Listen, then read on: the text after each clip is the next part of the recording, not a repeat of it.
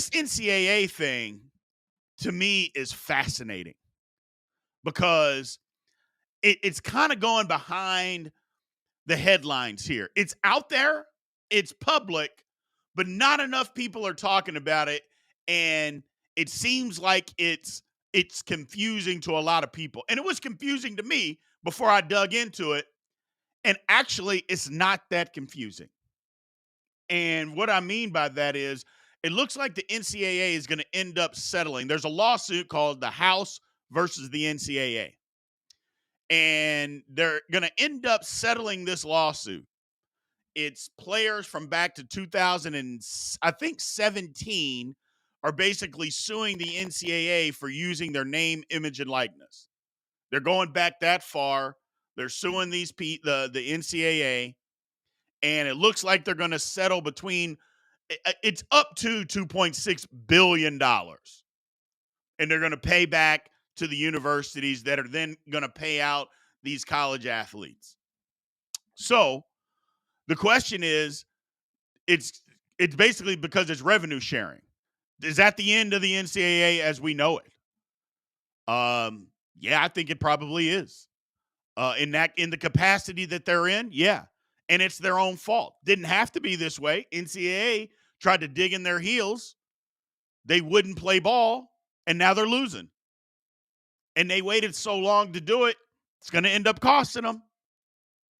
Now, they'll be around in some sort of capacity, but it's not going to be the same as what it was before. It's just not. And the reason that the NCAA, I know a lot of people are saying, well, why would you settle? Why don't they fight? Because if they lose, then the NCAA would be bankrupt. Because then it's the payout's going to be like $6 billion, and the NCAA can't do that. They can't do that. So they're going to end up settling. They're going to pay the money that they should have been paying all along. And now it's going to be more of a revenue sharing thing. So it's very interesting. It's very interesting, this whole ordeal with the NCAA.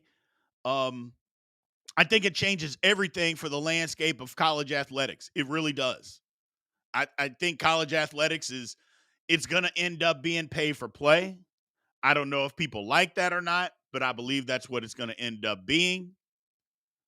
You can say whatever you want about it, but that's what's going to happen. It's going to end up being pay for play. People are going to sign contracts. Now, the bad part about this is, so if the NCAA, or what's actually going to happen, a $20 million payroll that you got to pay all these athletes out of, and that's what schools are getting every year, and $20 million might be on the high side, but if that's what happens, there's going to be some sports at universities that go away. There just is. I mean, you're not going to be able to pay. First of all, you can't pay everybody equally, which I don't think you should anyway.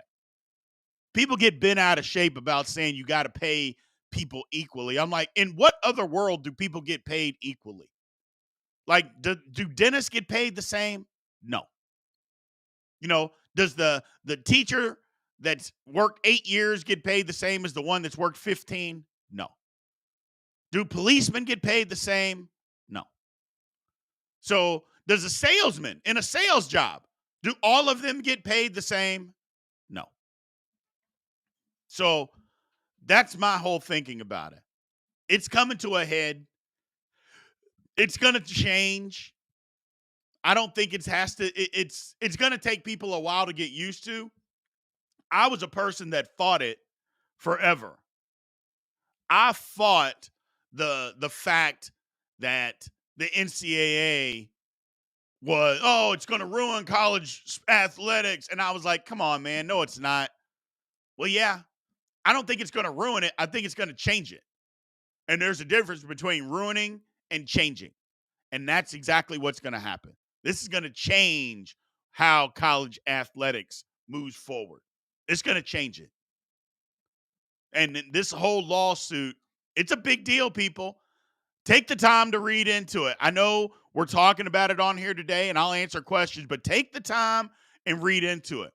My man, Pat Cockrell, what have we got? He said, here's what's coming up, in my opinion.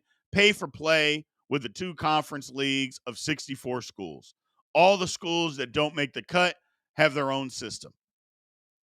That might be the truth. That might be the truth. And then put the 64 teams in different pods. That might actually be the truth.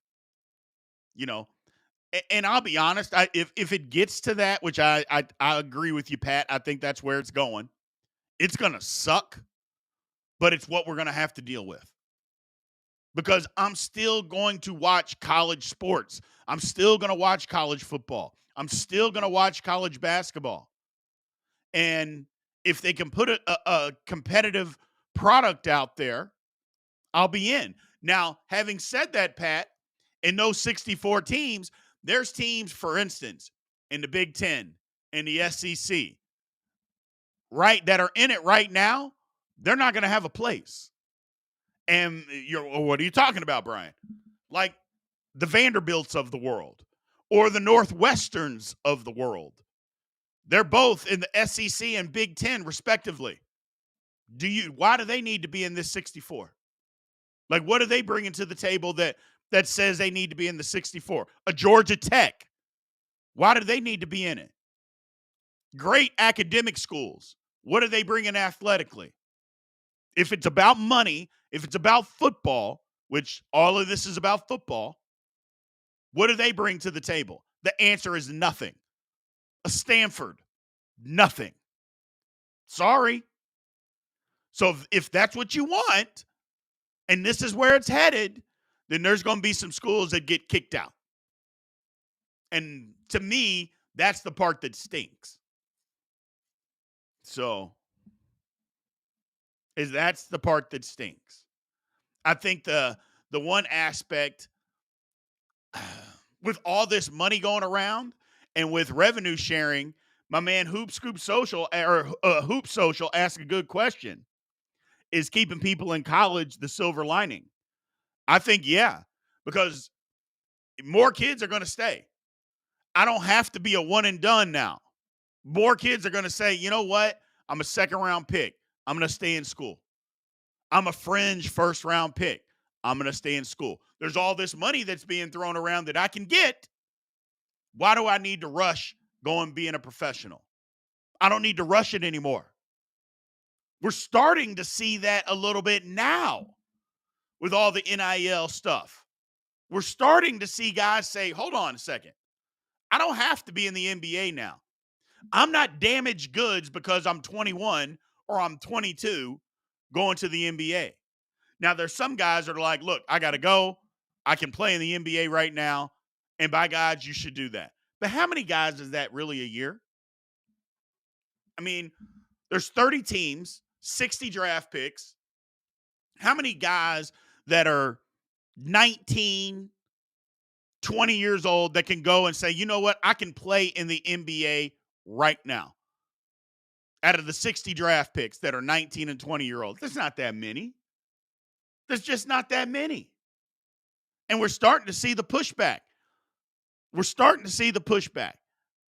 You know, I think that the NBA could do the NCAA a solid and get rid of the one and done rule altogether and say, if you want to come from high school, you can do it. And I know the NBA, well, the product was bad. The product didn't get bad. You didn't have to draft these high school kids. Like, nobody forced you to draft high school kids. Nobody made you do it. So if you're thinking that the product was bad because you drafted all these young guys, well, that's your fault. You don't have to draft them.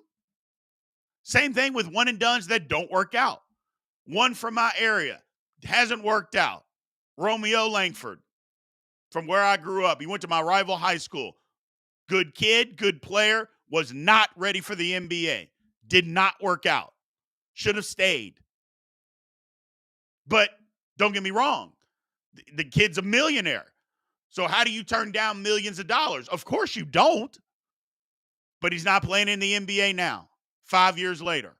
Nothing wrong with playing basketball overseas professionally for money either. So don't let me get started in saying that that's a bad job. No, it isn't. That's a great job to be able to play professional basketball wherever it is. But that doesn't mean everybody's ready for the NBA. It just doesn't mean that. Maybe some of this stuff will start changing minds. Maybe some of this stuff will start, you know what? It is what it is. Let's pump the brakes a little bit. I don't have to be in the NBA by the time I'm 19 years old. Doesn't mean I'm damaged goods. And maybe some of this revenue sharing will help. And again, this revenue sharing is separate from NIL money. They don't overlap. This is something that the NCAA is going to have to kick in to all universities. It's going to be interesting, in my opinion. It's going to be very interesting to see what happens with this ruling. I suspect, keep your calendars handy, because I think by the end of June, we're going to know something. I think by the end of June, we are going to know something. So, and I think, yes, it's going to affect pro leagues just for the simple fact you're not going to have as many young guys going to the NBA. Because eventually guys are going to start saying, you know what? I need to continue to develop my game. I got to continue to develop. And as long as I do that and I can make some good money, no, I'm not going to be a trillionaire like some of these guys are. But I can make really good money in college while I'm still developing and then progress to the NBA or whatever it is. Nothing wrong with that either. Plenty of guys look, people mature and develop at different ages and different stages of their life. You don't have to be a finished product by the time you're 22 years old. I'm sorry. That's just not the case. I know the NBA tells you that, but that's not the case. You don't have to be a finished product by the time you're 22. You don't. You don't. And yes, Miller Time, it 100% will make the pro sports better or NBA better. It will 100%. And I'm only talking NBA because football has it down pat. Football says you can't come in our league till you've been out of high school for 3 years. You can't come into our league. Some people think, oh, but you're stifling people. And hey, man, this is our league. We want men in our league. We don't want kids. We want men. And you got to be developed to be able to handle what men have to deal with. Period. I love it. Because I can tell you right now, I didn't play in the NFL because I wasn't good enough when I got out of college. But you're telling me at 18 years old I was good enough? No. And in a lot of people, 18 years old, you're ready to go against the 28-year-old. Really? No, you're not. You're not. You're not ready for that kind of life. You're not ready. So, like I said, keep your calendars and just keep this in your mind a little bit. This NCAA ruling. I think by the end of June, we're going to know something and we're going to find out about this settlement. And I think it's going to change the entire landscape of college athletics. I know we keep kicking that can down the road and kicking it down the road. There's no more road. There's no more road. This is what it is. We're going to see.